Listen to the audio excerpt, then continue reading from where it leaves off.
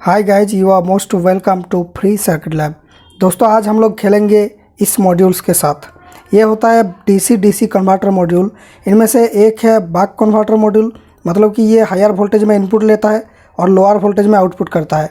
और दूसरा होता है बूस्ट कन्वर्टर मॉड्यूल, मतलब कि ये हाई वोल्टेज की आउटपुट करता है लो वोल्टेज इनपुट लेते हुए। और ये दोनों ही मॉड्यूल में एक नॉब मिलता है हमें, इससे हम लोग इसकी वोल्टेज को एडजस्ट कर सकते हैं। तो जाहिर सी बात है, इससे हम लोग एक रेगुलेटेड पावर सप्लाई बना सकते हैं जिसमें ओनली वोल्टेज की रेगुलेशन मिलता है। लेकिन कुछ ऐसा कन्वर्टर्स भी आता है जिसमें करंट की रेगुलेशन भी मिलता है, और हमें कभी कभी कुछ पर्पस में करंट की रेगुलेशन ज़रूरी होता है जब सर्किट में हम लोग ज़्यादा करंट जाने में अलाउ नहीं कर सकते हैं। तो इस तरह की एक पावर सप्लाई मैं आज बनाऊंगा इसी मॉड्यूल को यूज़ करते हुए। इसमें आपको वोल्टेज की नॉब और करंट की नॉब दोनों मिलेगी, तो इसलिए हमें थोड़ा सा दिमाग लगाना पड़ेगा। और इस वीडियो में मैं यही आपको सिखाऊंगा कि कैसे इस मॉड्यूल में जहाँ पर ओनली वोल्टेज की सेटिंग अवेलेबल है, यहाँ पर करंट की भी सेटिंग आप दे सकते हैं। तो उससे क्या होगा, आप लोग एक करंट की लिमिट सेट कर देंगे और आपका सर्किट या फिर कोई भी बैटरी को अगर आप चार्ज करते हैं या फिर कोई एलईडी टेस्ट करते हैं, वो ज़्यादा करंट अगर लेना चाहता है तो ये इसका वोल्टेज को डाउन करके उस फिक्स्ड करंट में जिसको आपने सेट किया उसमें वो सेट करके रखेगा, मतलब कि करंट की लिमिट कर देगा। और ऐसा वोल्टेज और करंट सेट करने वाली पावर सप्लाई बहुत ही महंगा आता है। तो ये DIY पावर सप्लाई अगर आप बनाते हैं तो आपके लैब में ये काफ़ी काम में आएगा। तो दोस्तों, ऐसा ही कोई हैकिंग करने के लिए हमें एक प्लान में आगे बढ़ना होगा, तो वो प्लान ही हम देख लेते हैं। तो इस तरह के मॉड्यूल के अंदर जो वोल्टेज की रेगुलेशन होता है वो पिन 4 से होता है। पिन 4 होता है फीडबैक पिन। फीडबैक पिन में एक्चुअल में क्या होता है, ये बक कन्वर्टर मॉड्यूल में जो IC का नंबर होता है वो LM2596 है। तो LM2596 में 5 पिन रहता है, उसमें से जो चौथा नंबर की पिन है ये वाला, ये होता है फीडबैक पिन। ओके, तो इस फीडबैक पिन में 1.25 वोल्ट से ऊपर अगर वोल्टेज आती है तो ये इसका स्विचिंग को कम कर देता है और इस मॉड्यूल का वोल्टेज को ये डाउन करता रहता है। और जैसे ही इसमें 1.25 वोल्ट से नीचे आता है तो ये एरर सिग्नल मानता है उसको, फिर ये जो है इसका वोल्टेज को बढ़ाता है। तो इस तरह से ये ऐसा एक वोल्टेज आउटपुट में देता है जिससे कि ये जो पिन 4 है इसकी वोल्टेज 1.25 हो। इसी तरह से वोल्टेज की रेगुलेशन काम करती है। जहाँ पर ये आउटपुट वोल्टेज है, इससे एक पॉट के अंदर से करंट जाती है और दूसरा रेजिस्टर की मदद से ये एक वोल्टेज की डिवाइडर बनती है और उससे ये पिन 4 में इनपुट ले लेता है। तो मान लीजिए अगर वोल्टेज डिवाइडर ये पॉट और एक रेजिस्टर में मिलकर बनाया तो इसमें मान लीजिए 3:1 की वोल्टेज डिवाइडिंग हो रही है। तो यहाँ पर ये 1.25 वोल्ट डिमांड करेगा, मतलब ये पिन 4 में जाएगा और ये है आउटपुट। तो ये कन्वर्टर क्या करेगा, इस पॉइंट में उतना ही वोल्टेज सेट करेगा जैसे इसमें मतलब पिन 4 में 1.25 वोल्ट आए। और अगर इसको आप लोग चेंज कर देते हैं इस पॉट को, तो ये डिवीज़न जो है 3:1 ना होकर ये लगभग 4:1 हो जाएगा या फिर कोई भी N:1 हो जाएगा और उसके अकॉर्डिंग यहाँ पर ऊपर में वोल्टेज सेट होगा। इस तरह से ये वोल्टेज की रेगुलेशन काम करता है। तो यहाँ से हमें पता चल गया कि इसका जो पिन 4 है ये फीडबैक पिन, इसमें 1.25 वोल्ट के ऊपर आने से ये एरर सिग्नल मानता है उसको और ये उसका स्विचिंग को कम करता है और वोल्टेज को कम कर देता है। तो अगर ऐसा कोई सेटिंग हम करते हैं कि करंट की सेटिंग मान लीजिए एक 1 एम्पियर में रखा, तो 1 एम्पियर से ऊपर अगर गया तो इस पिन की वोल्टेज 1.25 से ज़्यादा बढ़ जाना चाहिए। तो इस तरह की एक सर्किट हमें बनाना पड़ेगा। तो ये बनाने के लिए पहले हमें करंट की सेंसर बनाना होगा, मतलब कि करंट को कोई एक ऐसा सर्किट में सेंस कराना होगा। तो इसलिए हम लोग एक शांत वायर का इस्तेमाल करेंगे। ये कोई भी वायर होगा, तो इस तरह की कोई भी वायर के अंदर अगर करंट जाती है तो उसके अकॉर्डिंग इसमें वोल्टेज की ड्रॉप बनती है। तो लेट अस से इसमें 10 मिलीवोल्ट पर एम्पियर बन रहा है, तो ये बनाएगा 10 मिलीवोल्ट पर एम्पियर। अब ये इतना कम वोल्टेज इसमें 1.25 वोल्ट सप्लाई नहीं कर पाएगा, तो इसलिए इसको एम्पलीफाई करना पड़ेगा। इसलिए हम लोग लगाएंगे एक एम्पलीफायर। ये है एक ऑपरेशनल एम्पलीफायर। इसमें 2 पिन रहती है इनपुट की और एक आउटपुट की पिन रहती है, और पावर पिन प्लस माइनस तो रहेगा ही कोई भी एम्पलीफायर में। तो ये इसमें बैटरी कनेक्ट होगा और इसमें दोनों इनपुट होगा। ये है नेगेटिव इनपुट यानी इन्वर्टिंग, ये है नॉन इन्वर्टिंग इनपुट और ये है आउटपुट। तो यहाँ पर एम्पलीफाई करने के लिए आपको एक फीडबैक नेटवर्क बनाना होगा इस तरह से। ये है फीडबैक रेजिस्टेंस RF और एक RI, मतलब कि इनपुट रेजिस्टेंस चाहिए ग्राउंड के साथ, तो RI। तो इसमें जो गेन होगा, मतलब कि इस पिन में आप लोग जो इनपुट देंगे वो गेन होगा 1 + RF/RI। तो अगर हम लोग RF को 10 के लेते हैं और RI को 1 के लेते हैं तो इनमें RF/RI होगा 10 और 1 प्लस, मतलब कि ये 11 की गेन मिलेगी। मतलब कि यहाँ पर 10 मिलीवोल्ट जो आया था वो 110 मिलीवोल्ट बना देगा इसकी आउटपुट में। अगर इस पॉइंट से ग्राउंड करते हैं हम और इस पॉइंट को यहाँ पर इनपुट देते हैं। तो इस तरह से एम्प्लीफिकेशन काम करती है। तो ये 110 मिलीवोल्ट भी उतना सफिशिएंट नहीं है कि ये इसमें ट्रिगर कर पाए, तो इसलिए हम लोग एक ऐसा शांट लेंगे, वो 10 मिलीवोल्ट की जगह थोड़ा सा ज़्यादा ड्रॉप करेगा, लगभग 50 मिलीवोल्ट मान लीजिए, और इसको हम लोग 50 गुना और बढ़ा देंगे 50x। तो ये जो है 47 के हम लोग ले लेंगे और ये 1 के ले लेंगे, तो ये लगभग 48 गुना ज़्यादा बढ़ा देगा। तो ये लगभग 5 वोल्ट के आसपास बन जाएगा 3 एम्पियर में, और ये मॉड्यूल 3 एम्पियर ऑफर करती है, इसलिए जो हाईएस्ट होगा 3 एम्पियर में ये 5 वोल्ट के आसपास आउटपुट दे देगा। इनकेस आपको कुछ समझ में नहीं आ रहा है, थोड़ा सा देखते जाइए वीडियो को, पूरा समझ में आ जाएगा। हम लोग ऐसा एक 8 पिन चिप LM358 यूज करेंगे एम्पलीफिकेशन के लिए। इसके अंदर 2 एम्पलीफायर रहता है, तो हमारा एक ट्रायंगल यूज हो चुका है और एक ट्रायंगल अभी भी बाकी है, मतलब कि एक एम्पलीफायर इसके अंदर अभी भी बाकी है। तो उसको यूज करके हम लोग एक एज ए कंपैरेटर यूज कर सकते हैं। तो कंपैरेटर क्या होता है, इस तरह की ऑप एम्प के साथ अगर कोई फीडबैक रेजिस्टेंस लगाया जाए तो ये एम्पलीफाई करती है वोल्टेज को। देखिए मैंने 2 फीडबैक रेजिस्टेंस लगाया था इसमें।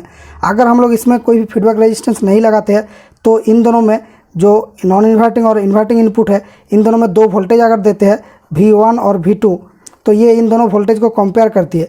अगर ये V1 ग्रेटर देन V2 हो जाती है तो ये आउटपुट हाई हो जाती है, और अगर V1 लेस देन V2 हो जाती है तो ये आउटपुट जो है लो हो जाती है। तो इस सिचुएशन को काम में लेते हुए हम लोग एक एरर सिग्नल बना सकते हैं। तो लेटस से हम लोग इस पॉइंट में एक वोल्टेज सेट करेंगे 1 वोल्ट मान लीजिए, और जो करंट की एम्पलीफिकेशन के बाद जो वोल्टेज यहाँ पर बन रही है उसको अगर इस पॉइंट में दे देते हैं तो वो जैसे ही 1 वोल्ट के ऊपर जाएगा तो इस आईसी का आउटपुट जो है वो हाई हो जाएगी, तो एरर सिग्नल मिल जाएगी। अगर हम लोग 1 वोल्ट के ऊपर मान लीजिए 2 वोल्ट देते हैं तो ये डबल एम्पियर में वो एरर सिग्नल बनाएगी। अगर 3 वोल्ट इसमें देते हैं तो ये ट्रिपल एम्पियर में ये एरर सिग्नल बनाएगी, और इस एरर सिग्नल को हम लोग पिन 4 में फीड कर देंगे, तो ही ये इसका ड्यूटी साइकिल कम कर देगा और ये वोल्टेज को कम कर देगा। इस तरह से करंट रेगुलेशन हो सकती है। आज इसको ही हम लोग ट्राई करेंगे। तो गाइज ये है मेरा प्रपोज्ड सर्किट। इसमें क्या होगा, जो प्लस इन और प्लस आउट वो डायरेक्ट निकल जाएगी, और माइनस को जो है एक छोटा सा 30 मिली ओम की शांट के अंदर से हम लोग भेजेंगे। शांट मतलब कि कोई भी वायर हो सकती है। तो ये रहा प्लस इन और प्लस आउट। तो ये बक कन्वर्टर के अंदर से जो प्लस आउट होता है वो डायरेक्टली चला जाएगा। माइनस आउट जो है वो एक तार के अंदर से जाएगा जो कुछ मिलीवोल्ट ड्रॉप करेगा पर एम्पियर में। वो लेटेस्ट से ये 30 मिलीवोल्ट है, हमने पहले 50 मिलीवोल्ट बोला था, लेकिन 30 मिलीवोल्ट में ये अच्छा काम करेगा।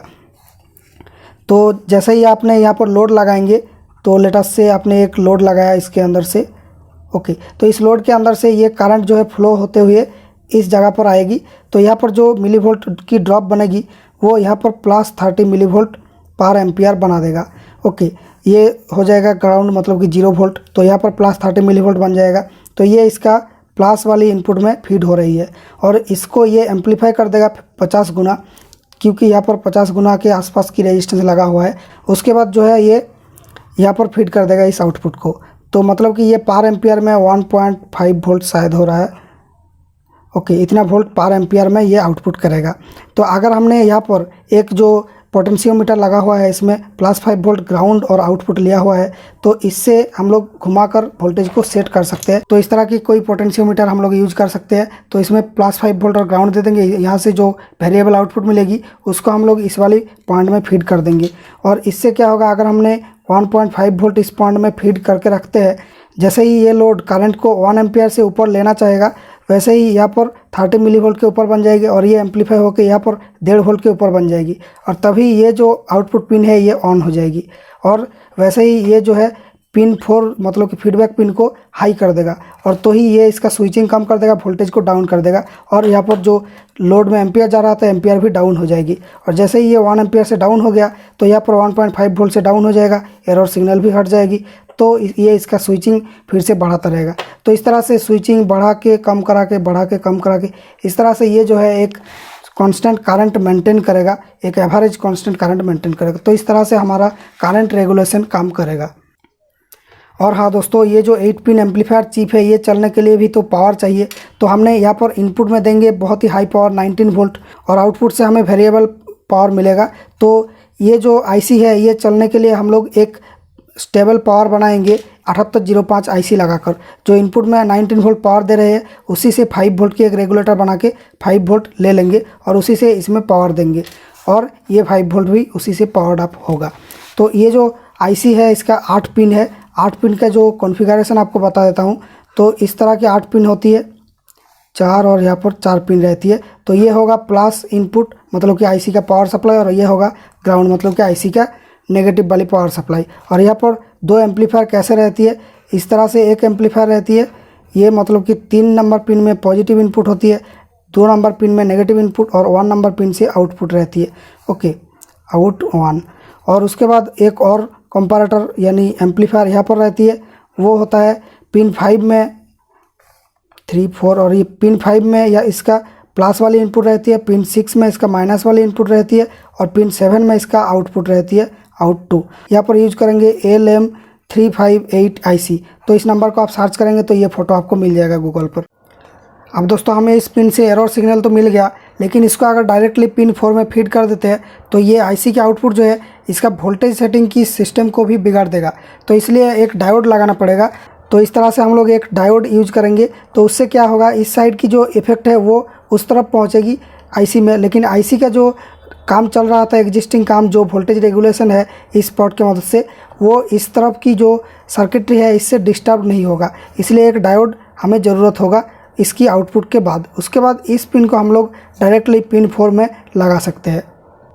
और दोस्तों यहाँ पर एक और प्रॉब्लम है, एक नेगेटिव फीडबैक नेटवर्क बनाना पड़ेगा। नेगेटिव फीडबैक नेटवर्क क्या होती है, जो इसका जो रेस्पॉन्स टाइम है उसको स्लो कर देता है। अगर रेस्पॉन्स टाइम बहुत ही फास्ट होता है तो जैसे ही 1 एम्पियर से ज़्यादा चला गया, आपने अगर 1 एम्पियर में सेट किया था, तो वैसे ही ये इसका स्विचिंग को पूरा डाउन कर देगा, मतलब कि पूरा दाब देगा इस आईसी को। और जैसे ही 1 एम्पियर से कम हो जाएगा इसका स्विचिंग को पूरा बढ़ा देगा, मतलब बहुत ही हाई पावर में ये काम करेगी। तो इस तरह से जो वोल्टेज है वो कभी भी ऐसा स्टेबल वोल्टेज नहीं मिलेगा आउटपुट में, वो ऐसा फ्लक्चुएट करता रहेगा। तो इस तरह की वोल्टेज तो हम नहीं डिजायर करते हैं। तो इसलिए एक नेगेटिव फीडबैक नेटवर्क करेंगे जो क्या करेगा, इसका जो आउटपुट है उसको धीरे धीरे बढ़ाएगा, धीरे धीरे कम करेगा। तो इस तरह की करने के लिए एक रेजिस्टर और एक कैपेसिटर का यूज किया जाता है। तो ये होता है एक लो पास फिल्टर आप बोल सकते हैं। तो इस नेटवर्क को कैसे लगाएंगे, जो ये आईसी का आउटपुट है, ये आउटपुट मान लीजिए ये वाला है। तो यहाँ से जो आउटपुट जा रही है वो एक 330 ओम रजिस्टर के अंदर से देंगे और एक 104 नंबर की पीएफ कैपेसिटर लगा देंगे। तो इससे ये क्या करेगा, एक डिले रेस्पॉन्स बनाएगा, और उस डिले रेस्पॉन्स को यूज़ करके हम लोग एक डायोड की मदद से पिन 4 में फीड करा देंगे, इसकी पिन 4 में। तो ये होगा हमारा फाइनल सर्किटरी। तो दोस्तों ये रहा मेरा circuit as a real format. तो मुझे पता है आपको ये बोरिंग लग रहा है, मैंने सर्किट ही दिखा रहा हूँ, थ्योरी ही बता रहा हूँ, लेकिन प्रैक्टिकल नहीं दिखा रहा हूँ। बस थोड़ा सा सुन लीजिए, ये नॉलेज आने के बाद प्रैक्टिकल देखेंगे तो काफ़ी अच्छे से समझ पाएंगे। तो मेरा ये वाले बूस्ट कन्वर्टर से जो इनपुट देंगे वो होगा 19 वोल्ट। तो 19 वोल्ट इनपुट इसमें भी जाएगा, प्लस 19 वोल्ट और ग्राउंड। तो उससे क्या होगा, ये 7805 आईसी से ये प्लस 5 वोल्ट और ग्राउंड इन दोनों पिन में बन जाएगी। तो 5 वोल्ट और ग्राउंड डायरेक्टली चला जाएगा इस पॉट में, और इस वाली आईसी में देखिए 5 वोल्ट यहाँ पर और ग्राउंड यहाँ पर। तो ये आईसी को भी पावर मिल गया और इस पॉट को भी पावर मिल गया। अब ये सफ़ेद जो वायर है मिडिल वाली, इसको घुमाने से इसमें ये वेरिएबल वोल्टेज आउटपुट करेगा। उसके बाद दोस्तों बूस्ट कन्वर्टर की जो आउटपुट पॉजिटिव लाइन है वो डायरेक्टली चला जाएगा आउटपुट पॉजिटिव में। ओके, मतलब कि इसको कोई भी संबंध नहीं है इस सर्किट से। और जो नेगेटिव है, बूस्ट कन्वर्टर से जो नेगेटिव आउटपुट हो रही है वो इस पॉइंट से जाएगा और वो जाके एक सांट के अंदर से, ये है सांट, कोई भी वायर है लगभग 15 सेंटीमीटर का पतला वायर, उसके बाद ये निकल जाएगा आउटपुट माइनस के रूप में। ओके, तो इसमें आप लोग जो लोड लगाएंगे तो वो इस पॉइंट और इस पॉइंट के बीच में लोड लगेगी। तो जैसे ही इसमें करंट फ्लो होके इस पॉइंट में करंट घुस के इस शंट के अंदर से जाके ये ग्राउंड में मिलेगा, वैसे ही इस पॉइंट में एक वोल्टेज की ड्रॉप मिल जाएगी, वो 30 मिलीवोल्ट पर एम्पियर आपको जो बताया। उसके बाद इस ड्रॉप को ये एम्पलीफाई करेगा। यहाँ पर एम्पलीफाइंग रजिस्टर सेट किया हुआ है, मतलब कि फीडबैक रजिस्टर 47 के और 1 के, तो लगभग 50 गुना ये एम्पलीफाई कर देगा, इस पिन 1 में आउटपुट कर देगा एम्पलीफिकेशन के बाद। उसके बाद ये आउटपुट जाके पिन 5 में मिल रही है, और पिन 5 में इसका और एक जो ऑप एम्प है उसका इनपुट है, पॉजिटिव वाली इनपुट। तो यहाँ पर ये इन हो गया, और जो दूसरा इनपुट है दूसरा एम्पलीफायर का, वो इनपुट जो है यहाँ से जो हम लोग करंट सेटिंग कर रहे हैं, मतलब ये सेट किया हुआ वोल्टेज यहाँ पर मिल रही है। और जैसे ही सेट किया हुआ वोल्टेज, मान लीजिए 1 वोल्ट आपने सेट किया, और मान लीजिए यहाँ पर एक ऐसा करंट गया जब एम्पलीफिकेशन होने के बाद इस पॉइंट में 1 वोल्ट आ रही है, और तभी ये जो है इस पॉइंट को ऑन कर देगा। और इस पॉइंट को ऑन करने से क्या होगा, ये जो लो पास फिल्टर नेटवर्क है उसके बाद ये डायोड है, इस पॉइंट में एक वोल्टेज मिल जाएगी, हायर वोल्टेज। तो वो वोल्टेज जो है बूस्ट कन्वर्टर का पिन 4 में जाएगी, ये वाली पार्ट। और वो उसका फीडबैक में जाएगी और फीडबैक में एरर पैदा करेगी और उसी से उसका जो वोल्टेज है, इस लाइन का जो वोल्टेज है उसको वो बूस्ट कन्वर्टर कम कर देगा। और वोल्टेज कम करने से क्या होगा, इस लोड के अंदर से जो करंट है वो कम जाएगी, फिर यहाँ पर वोल्टेज ड्रॉप कम हो जाएगी और ये जो एरर है वो हट जाएगी। तो इस तरह से एरर आएगा, एरर हटेगा, इस तरह से ये करंट को रेगुलेट करेगा। अब चलिए हम लोग सीधा प्रैक्टिकल में चले जाएंगे और कोई थ्योरी नहीं पढ़ेंगे, ज़्यादा थ्योरी पढ़ चुके हैं हम लोग। ओके गाइज, मैंने ये सर्किट बना दिया बिहाइंड द सीन, तो पता नहीं कैसे आपको समझाऊं, तो इसके बारे में एक और वीडियो बना दूंगा, उसमें आपको डिटेल में एनालिसिस मिल जाएगा। बस इस वीडियो में थोड़ा सा आउटलाइन दे देता हूँ ये कैसे काम कर रहा है। तो ये देखिए 19 वोल्ट इनपुट हम लोग इन दोनों पॉइंट में देंगे बक कन्वर्टर का, इन प्लस और इन माइनस में। तो वो इनपुट जो है चली जाएगी सीधा हमारा 7805 आईसी में, जो कि 5 वोल्ट की एक रेगुलेटर है। ये 19 वोल्ट से 5 वोल्ट बनाएगा और एडिशनल सर्किटरी जो आईसी है और ये पॉट है इसको चलाएगा। और ये है लोड की नेगेटिव, ये कहाँ से आ रहा है दिखा देता हूँ आपको। तो ये आ रहा है एम्पलीफायर आईसी LM358 की पिन 3 से, और इसका पिन 4 में बक कन्वर्टर का नेगेटिव जा रहा है। तो वो कैसे जा रहा है देखिए, बक कन्वर्टर का जो नेगेटिव वाली पॉइंट है वो जाके 7805 आईसी में घुसा, उसके बाद ये पिन 4 में गया एम्पलीफायर आईसी का, उसके बाद ये इस वाली शंट में गया, यही वोल्टेज ड्रॉप करता है 30 मिलीवोल्ट जैसा, और फिर ये पिन 3 में गया, पिन 3 से ये निकल गया लोड के लिए। उसके बाद दोस्तों ये पॉजिटिव जो है वो आउट प्लस से डायरेक्टली मिल जाएगा, इसका उस वाली सर्किट से कोई संपर्क नहीं है। दोस्तों इस तरह से हम लोग इसको पावर दे देंगे। अब यहाँ पर हम लोग पावर देने के लिए एक 12 वोल्ट की बैटरी यूज कर रहे हैं, बाद में 19 वोल्ट देंगे। तो जस्ट इसको प्लस माइनस सही करते हुए पावर देना है, अगर ये गलत कर देते तो आपका दिन बहुत बुरा रहेगा। दोस्तों मैं वीडियो के बीच बीच में हर एक छोटी से छोटी इन्फॉर्मेशन कवर करने की कोशिश करता हूँ, तो अगर हो सके तो इस वीडियो को लाइक कर देना। अगर मैं ये ना बताया होता तो आपने प्लस माइनस गलत कर देते, आपका मॉड्यूल वगैरह सब जल जाता। तो दोस्तों देखिए आप यहाँ पर मैंने आउटपुट को चेक करता हूँ, ये दोनों प्लस और माइनस होगा मेरा आउटपुट, और इसमें मल्टीमीटर को लगाते हुए देखिए ये फाइन तरीके से काम कर रहा है। ये वोल्टेज रेगुलेशन जो इसके अंदर पॉट है, इसको घुमाने से वोल्टेज रेगुलेट हो रही है। अब चलिए हम लोग करंट को चेक करेंगे। तो मल्टीमीटर का प्रोस को चेंज कर लेंगे और रोटरी को यहाँ पर दे देंगे एम्पियर मोड में। अब देखिए इसमें शॉर्ट सर्किट एम्पियर में मेजर करूँगा, अगर शॉर्ट सर्किट एम्पियर में ये करंट कंट्रोल हो रहा है तो लोड के अंदर भी होगा। अब देखिए इसको शॉर्ट कर दिया तो करंट बहुत ही हाई जा रहा है, 3.5 एम्पियर जैसा, तो ये रेगुलेटेड नहीं है। अब मैंने रेगुलेशन को थोड़ा सा कम कर दिया, अब देखिए ये रेगुलेटेड हो चुका है, ये 1.3 एम्पियर जा रहा है। अब इस पॉट के मदद से हमने करंट की अमाउंट को चेंज कर सकता हूँ। देखिए करंट की वैल्यू जो है लगभग 0 से मैं 3 एम्पियर तक कंटिन्यूसली एडजस्ट कर सकता हूँ इस पॉट के मदद से। तो यही होता है अमेजिंग फीचर जो महंगा पावर सप्लाई में मिलता है आपको करंट रेगुलेट करने की। तो इस फीचर को यूज करते हुए आप लोग वोल्टेज को सेट करके, करंट को भी सेट करके कोई बैटरी को चार्ज कर सकते हैं, तो वो उस वोल्टेज के ऊपर नहीं जाएगा फुल चार्ज होने के बाद, और जब चार्ज हो रहा है तो उस करंट से ज़्यादा करंट नहीं ले पाएगा। अब इसको एज ए पावर सप्लाई का रूप देने के लिए मैं यहाँ पर जो छोटा वाला पोटेंशियोमीटर था उसको खोल के इसका कनेक्शन को लेके एक बड़ा वाला पोटेंशियोमीटर लगा देंगे। अब इसको घुमाकर हम वोल्टेज सेट कर सकते हैं। उसके बाद इसको एक कैबिनेट के अंदर घुसा के इसका ढक्कन को लगा दूंगा जस्ट, और स्क्रू को टाइट कर दूंगा। अब ये मेरा कंप्लीट पावर सप्लाई बन गया। इसको हम लोग पावर देंगे एक लैपटॉप के अडाप्टर से 19 वोल्ट। तो इसको देने के बाद देखिए ये 18.4 वोल्ट आउटपुट कर रहा है। अब इस आउटपुट वोल्टेज को मैं चेंज कर सकता हूँ इस पॉट को घुमाकर, तो ये काफ़ी अच्छी तरीके से एडजस्ट हो रहा है। देखिए लगभग 1.2 वोल्ट से पूरा 18 वोल्ट तक कंटिन्यूअस एडजस्टमेंट हम लोग कर सकते हैं। तो मुझे नहीं लगता इससे ज़्यादा कोई वोल्टेज की आपको ज़रूरत पड़ेगी। अब देखिए इसका करंट लिमिट को भी चेक कर लेते हैं। तो इसको शॉर्ट कर दिया करंट मोड में। अब देखिए करंट लिमिट को मैं ऐसे सेट कर सकता हूँ। तो इस तरह से ये जस्ट एक महंगा वाला पावर सप्लाई के जैसा वोल्टेज और करंट की रेगुलेशन ऑफर कर रही है अब। तो दोस्तों इससे अब हम लोग रेजिस्टर के बिना एलईडी टेस्ट कर सकते हैं, क्योंकि हमने करंट को लिमिट कर दिया। जैसे ही एलईडी ज़्यादा करंट लेके फ्यूज होना चाहेगा, ये इसका वोल्टेज को डाउन करके करंट को लिमिट कर देगा।